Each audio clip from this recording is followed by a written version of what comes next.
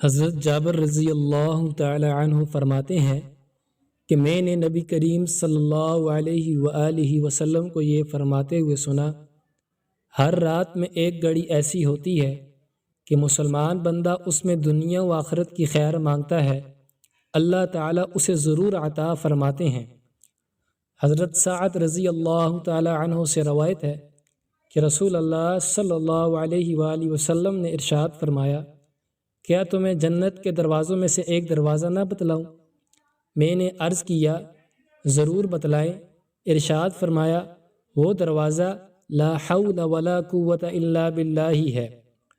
حضرت ابو رافع رضی اللہ تعالی عنہ روایت کرتے ہیں کہ رسول اللہ صلی اللہ علیہ وآلہ وسلم نے ارشاد فرمایا، جو شخص میت کو غسل دیتا ہے اور اس کے ستر کو اور اگر کوئی عیب پائے تو اس کو چھپاتا ہے، اللہ تعالیٰ اس کے 40 بڑے گناہ معاف فرما دیتے ہیں۔ اور جو اپنے بھائی کی میت کے لیے قبر کھودتا ہے اور اس کو اس میں دفن کرتا ہے تو گویا اس نے قیامت کے دن دوبارہ زندہ اٹھائے جانے تک اس کو ایک مکان میں ٹھہرا دیا، یعنی اس کو اس قدر اجر ملتا ہے جتنا کہ اس شخص کے لیے قیامت تک مکان دینے کا اجر ملتا ہے۔